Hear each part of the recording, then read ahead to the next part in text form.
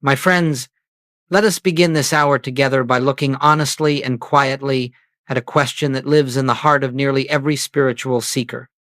Why is it that after years of praying, years of meditating, years of doing everything we believe to be right and holy, we still find ourselves longing for a breakthrough?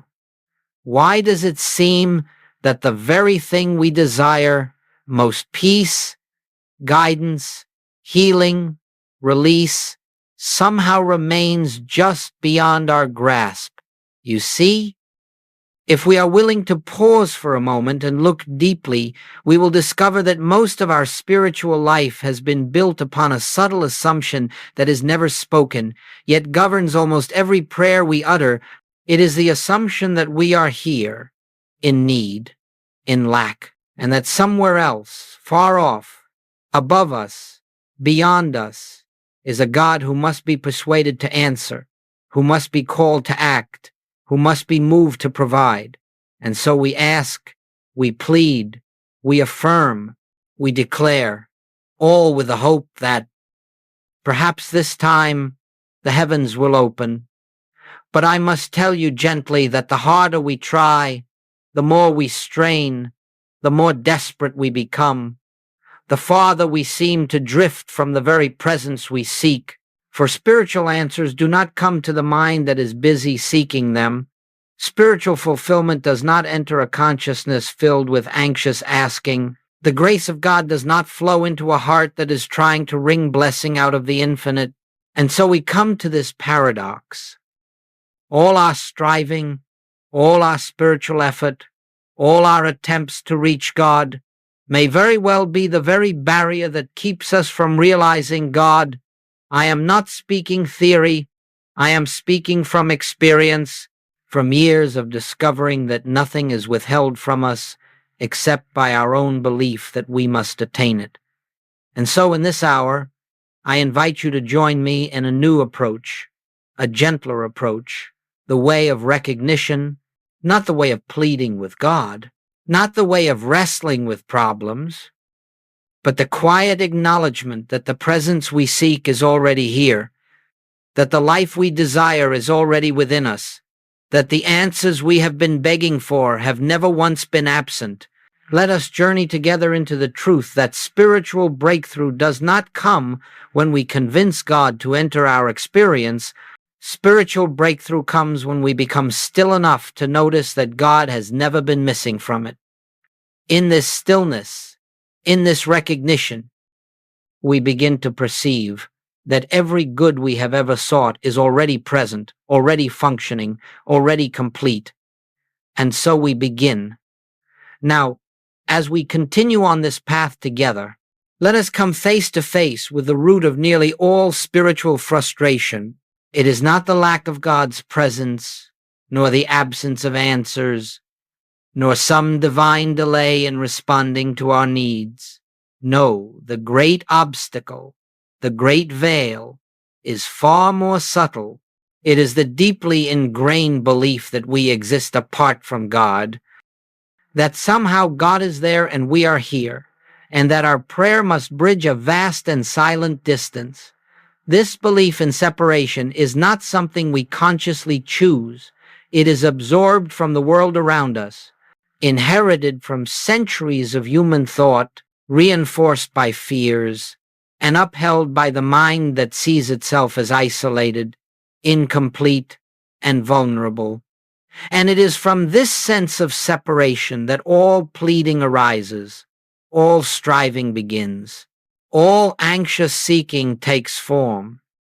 For if I believe myself to be separate, then of course I must reach outward for help. Of course I must beg. Of course I must struggle. The very act of asking becomes an admission. I lack. I am without. I must attain. But listen carefully. Every prayer that begins with separation ends in frustration. Every spiritual effort that assumes God is elsewhere becomes entangled in its own false premise. You cannot receive from a God you believe is far away You cannot know peace if you begin by assuming the absence of peace. You cannot feel God's presence while holding the conviction that God must be summoned. In reality, in spiritual reality, there is no separation. There never has been. There is not a God somewhere out in the heavens answering from a distance. There is only the one presence, the one life, the one consciousness, expressing itself as you, through you, and within you. Everything else is illusion, born of fear and conditioned thought. The moment you accept the possibility, just the possibility, that you are not a separate being reaching toward God, but an expression of God's own being, the entire landscape of spiritual life changes. Prayer is no longer a cry upward. It becomes a recognition inward. Meditation is no longer an effort to reach something beyond yourself.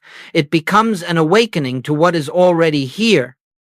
Spiritual healing is no longer the attempt to bring wholeness into a broken situation.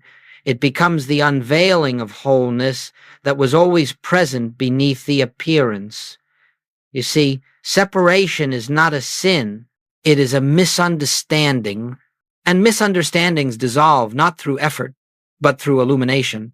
When this realization dawns, even faintly, you begin to notice a quiet shift. The compulsion to ask softens. The fear that God is distant fades, and a gentle awareness begins to rise within. I am not alone. I am not abandoned. I am not separate.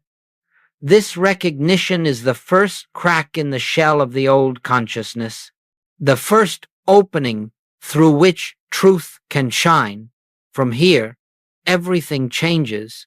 Let us move a little deeper now and examine why all our earnest effort, all our pleading, forcing, and spiritual exertion so often leaves us feeling exhausted rather than uplifted, anxious rather than assured. It is not that effort is bad, nor that sincerity is unwelcome. No sincere search for God is ever wasted, but effort, as the human mind understands it, belongs to the realm of the personal, the limited, the finite. And spirit does not reveal itself to a consciousness vibrating with strain.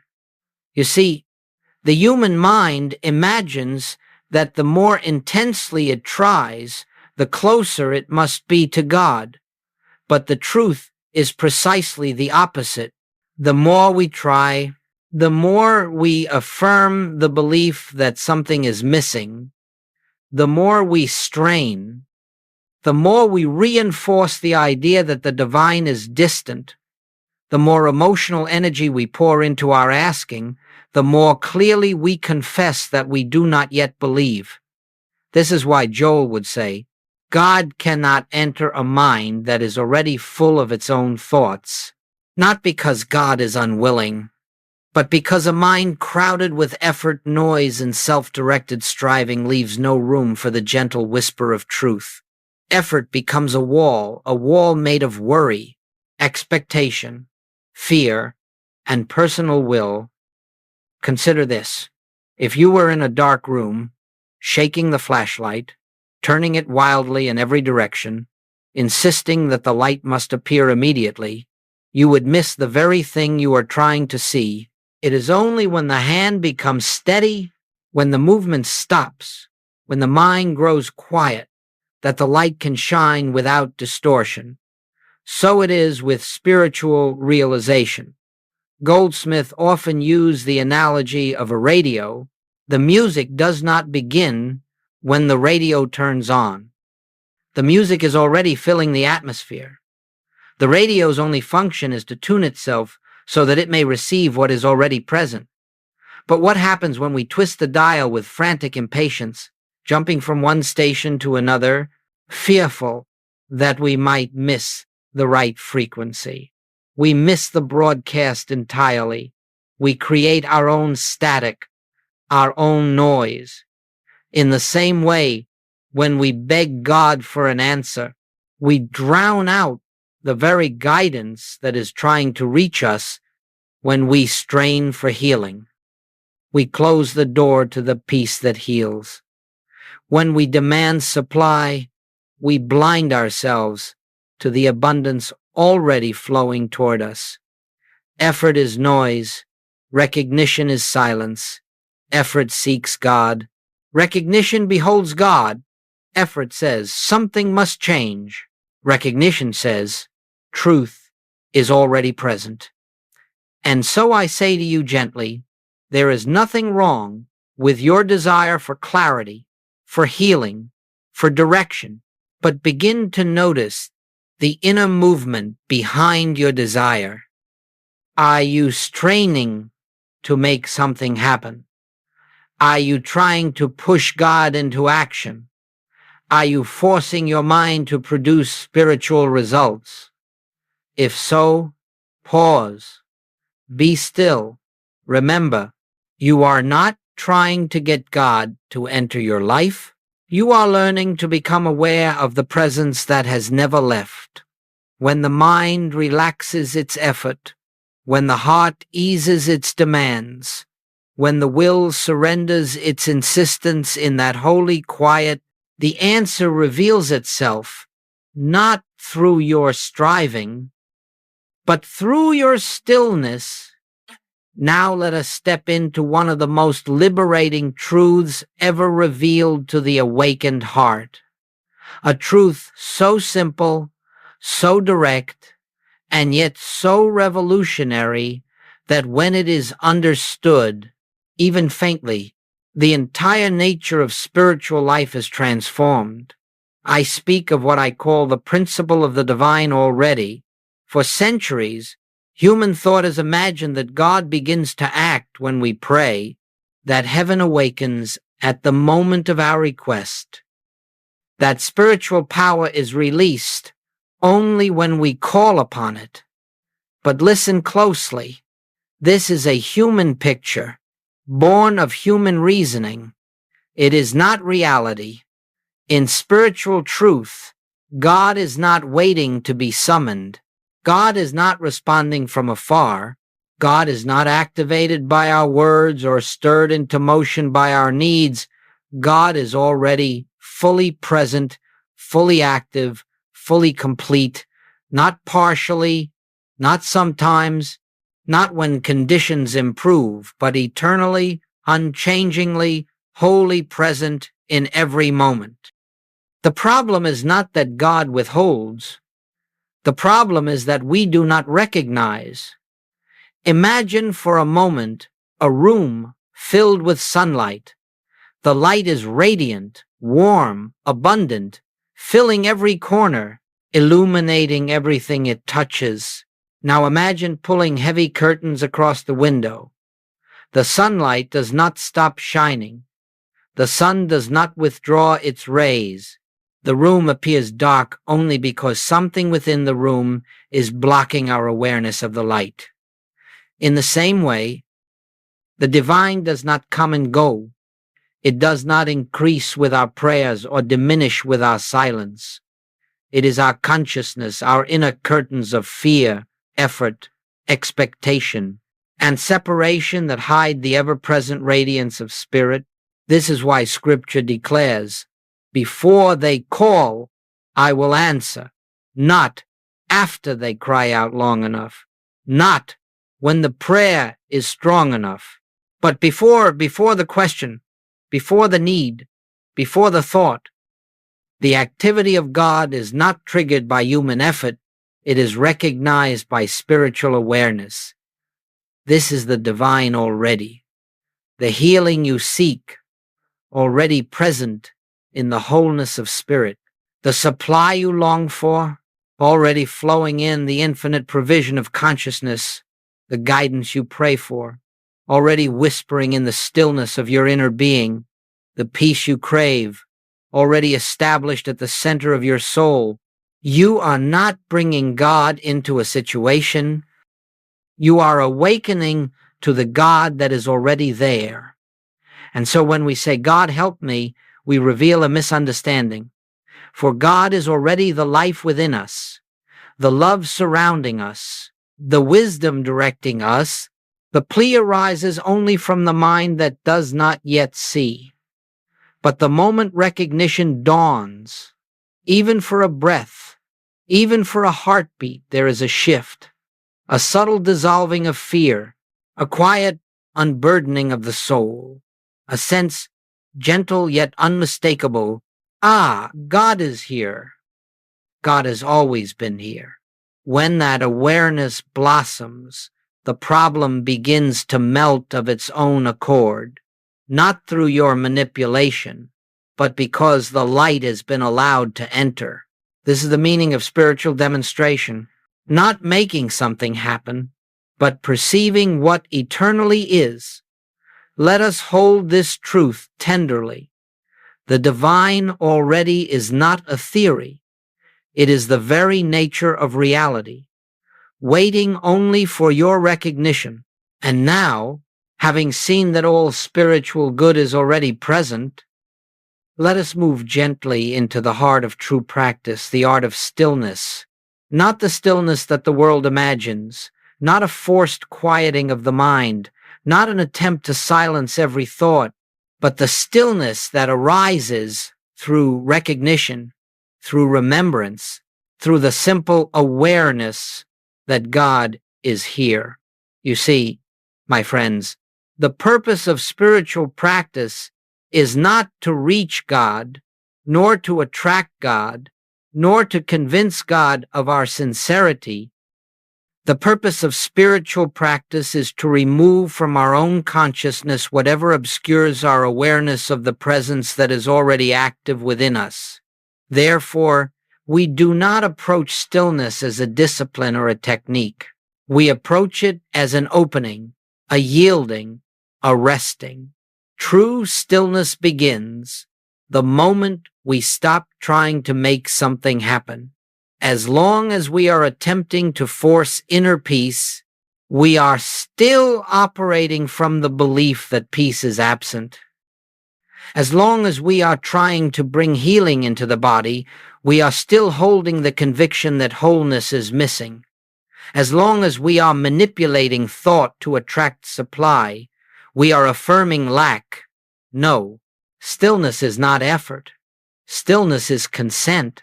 Stillness is agreement with reality. Stillness is the soul whispering, yes, God is here.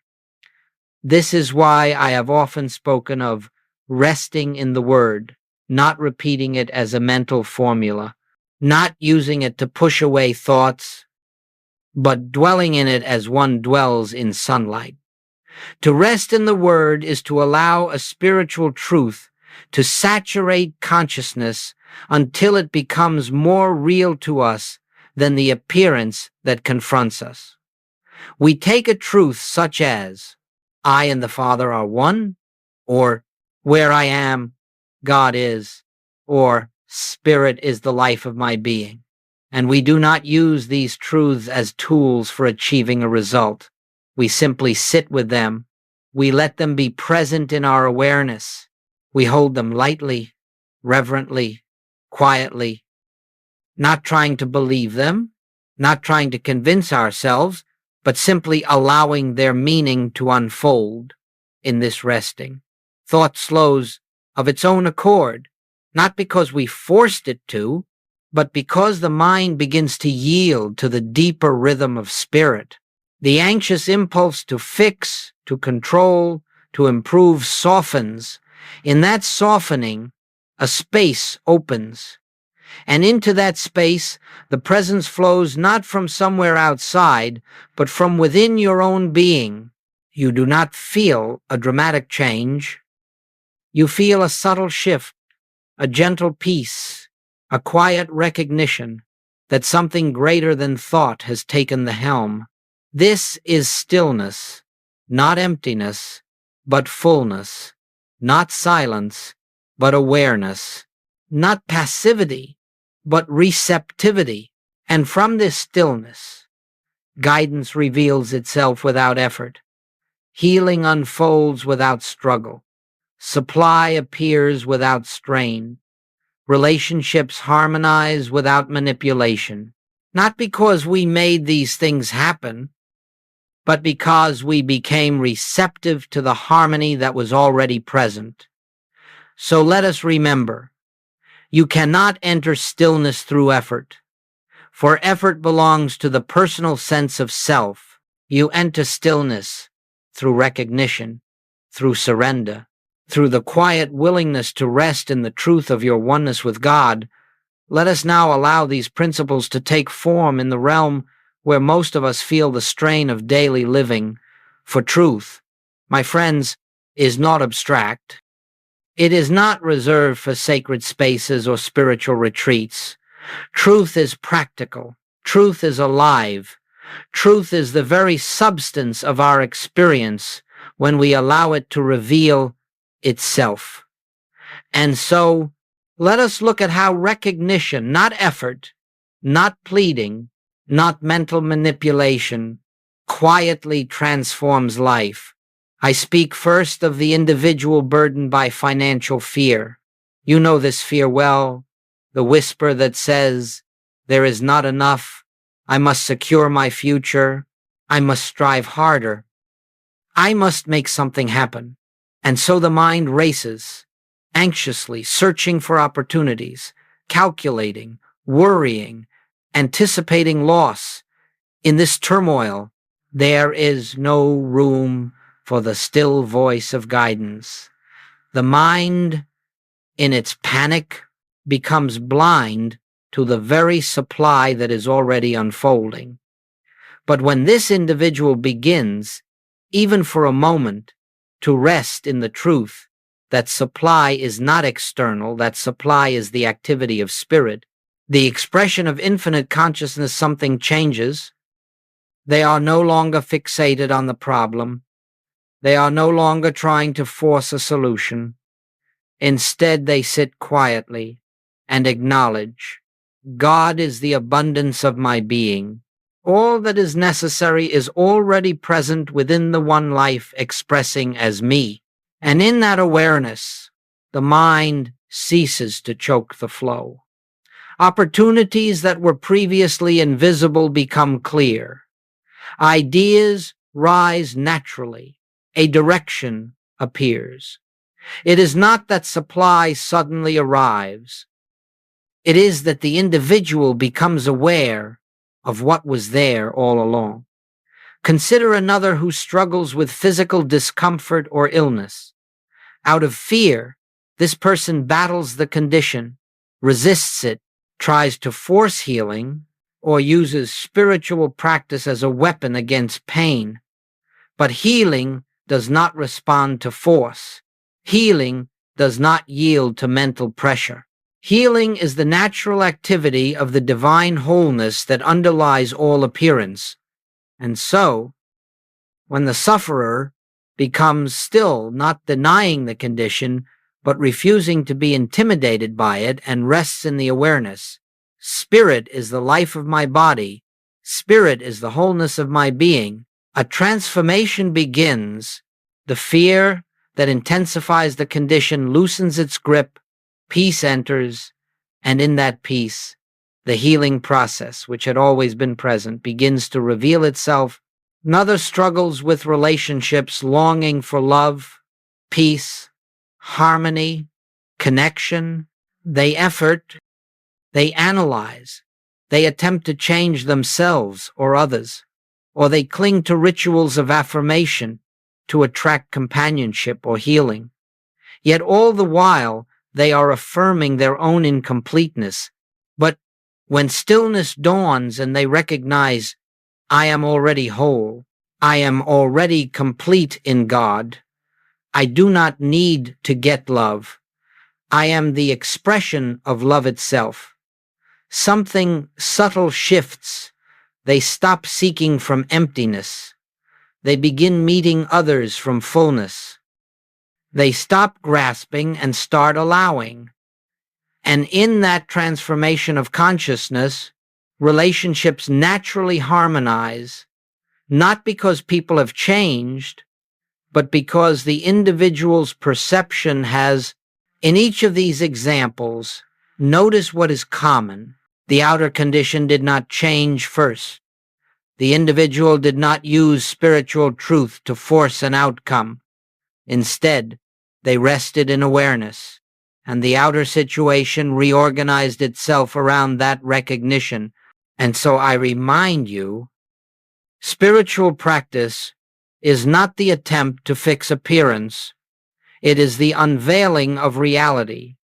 When you recognize the divine already, the appearance yields. When you rest in truth, the illusion dissolves. When you stop demanding, you begin receiving, for the world changes only when consciousness changes. And consciousness changes in the moment you recognize that God is already present, already functioning, already complete as the very essence of your being. Now, as we walk deeper into this sacred journey, it becomes important, gently, honestly, to recognize the obstacles that naturally arise as consciousness shifts from effort to receptivity, from separation to oneness, from asking to recognizing. These obstacles are not signs of failure. They are not punishments, nor are they signs that truth is not working. They are simply remnants of the old consciousness, the old conditioning, the old way of seeing. And when we understand them, they lose their power. The first obstacle is impatience. Once we taste the moment of inner peace, once we glimpse the principle of the divine, already the human mind immediately says, "Now let it happen. Let the healing come. Let the supply appear. Let the condition change." It wants proof. It wants speed. It wants results. But my friends, spiritual unfoldment is not measured by time. Consciousness does not bloom on command. When you feel impatient, it is simply the old self returning, the self that believes outcomes depend on your effort or your timeline. And so when impatience appears, let it be a signal. Return to stillness. Return to the recognition that God is already functioning and that nothing needs to hurry. Another obstacle is the mind's tendency to form mental pictures of how the answer must appear. You may say, "I know God is my supply," but then the mind quietly insists, "And supply will come through this job, this opportunity, this person." Or you may say, "I trust in healing," while imagining exactly how the healing must unfold. But spiritual supply is infinite. It cannot be confined to one channel.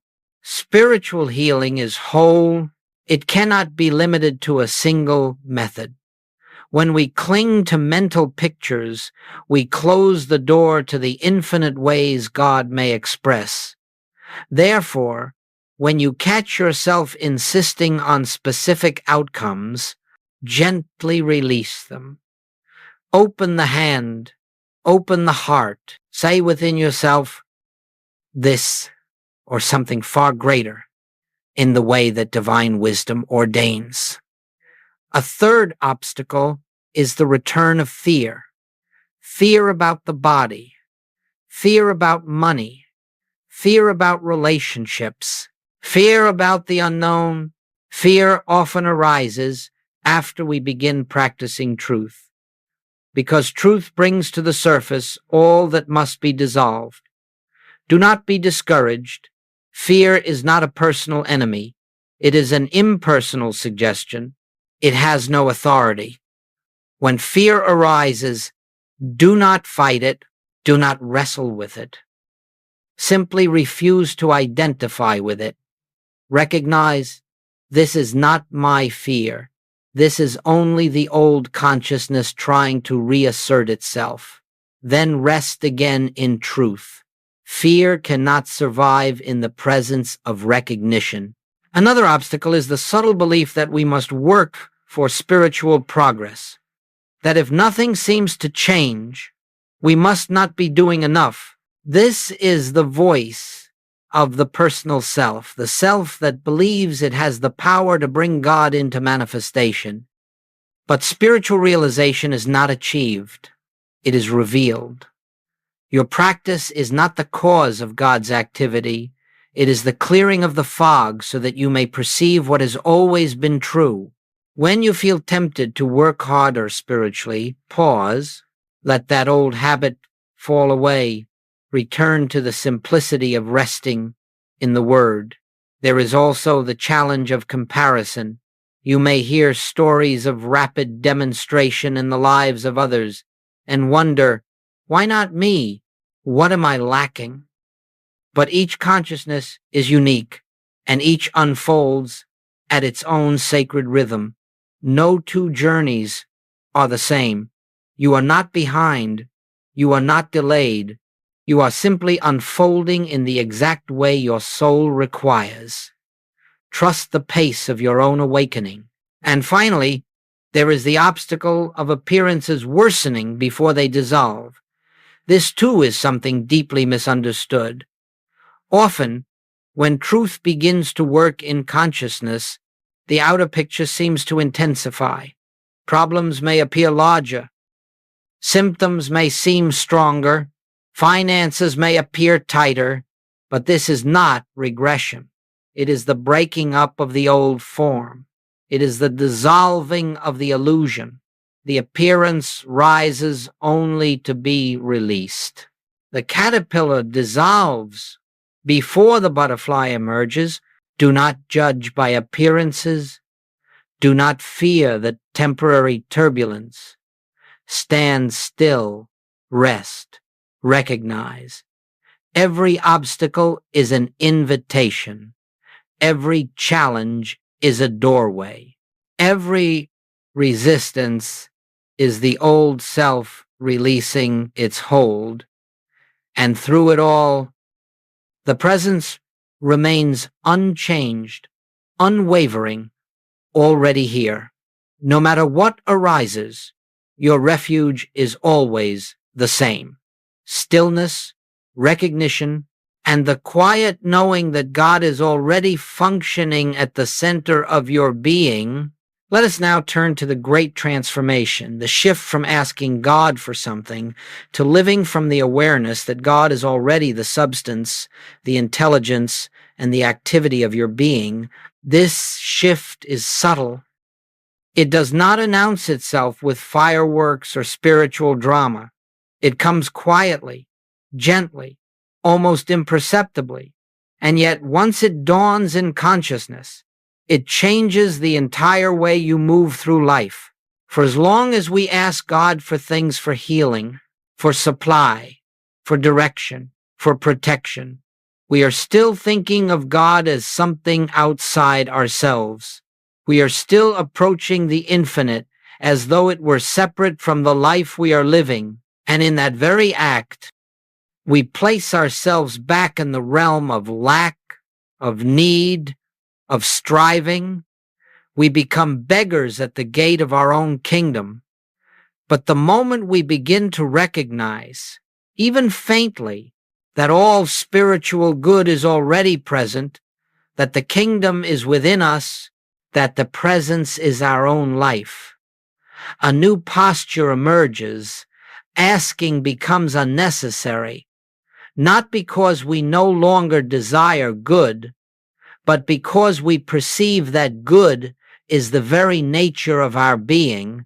Prayer becomes listening rather than pleading. Meditation becomes communion rather than effort.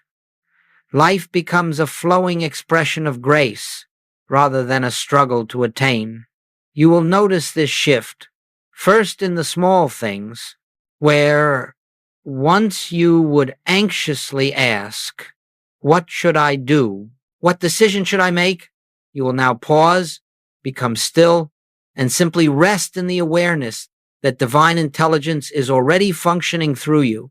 And in that resting, a direction will unfold, not with the force of a command, but with the naturalness of an inner nudge, a gentle leaning, a quiet knowing that says, "This is the way." You will notice it when challenges arise, where once you would cry out, "God, fix this, remove this, heal this." You will now remember, God is already here. Wholeness is already the truth. You will sit in stillness, not to change the circumstance, but to recognize the presence within it. And as that recognition deepens, the outer appearance will shift, not because you demanded change, but because the false sense of separation has dissolved. You will notice it in your relationships, where once you may have sought love or validation from others, you will begin to feel the fullness of love within you, expressing as you. And from that fullness, you approach others, not to receive, but to give, not out of need, but out of abundance. And in that giving, harmony appears effortlessly. You will notice it in your sense of purpose, where once life felt like a series of decisions you must make, battles you must fight, steps you must take. Now you begin to feel carried. You begin to feel that life is living you, that something greater is moving through you, that you are being guided, led, and supported in ways the human mind could never fabricate. This is what it means to live by grace. Grace is not a reward. Grace is not a special intervention. Grace is the natural activity of God realized in consciousness. When you are no longer trying to make things happen, when you are no longer begging the infinite to intervene, you step into a new rhythm, the rhythm of trust, the rhythm of awareness. You begin to act, not from anxiety, but from inspiration. You begin to speak, not from fear, but from clarity. You begin to move, not from personal will, but from divine impulse. And life, my friends, begins to unfold with an ease, a harmony, a quiet beauty that the striving mind could never achieve. You discover that the answers were never far away. They were simply waiting for your recognition. You discover that God was never silent. You were simply too noisy inwardly to hear. You discover that healing was never withheld. It was simply overshadowed by fear. You discover that supply was never limited. It was simply unseen through the lens of lack. This is the shift. This is the spiritual awakening. This is the moment when you cease being the seeker and become the beholder, the witness to the divine activity already present in your life. And from this awareness, life becomes not something you struggle to manage, but something you gracefully receive moment by moment, breath by breath, revelation by revelation. And now, my friends, as we bring this period of contemplation to its close, let us gather the threads of truth that have been laid before us and return once more to the quiet center of our being. For all that we have spoken of, the end of striving, the dissolving of separation, the recognition of the divine already, the practice of stillness, the emergence of grace, all of it points to one simple, eternal reality. God is here. God has always been here, and nothing is required but our awareness of this fact. You began this journey perhaps with a sense of longing for answers, for change, for relief, for breakthrough. And that longing was sincere. It was the soul's own impulse urging you toward higher understanding. But now you know that the fulfillment of longing does not come through greater intensity of effort. It comes through the quiet recognition that what you long for is already within you, whispering, waiting, ever present. If there is one truth to carry with you, let it be this: You do not need to persuade God. You do not need to convince God. You do not need to awaken God. You need only become aware of God. This awareness is your refuge. It is your strength. It is your peace. And it is available to you in any moment you choose to become still.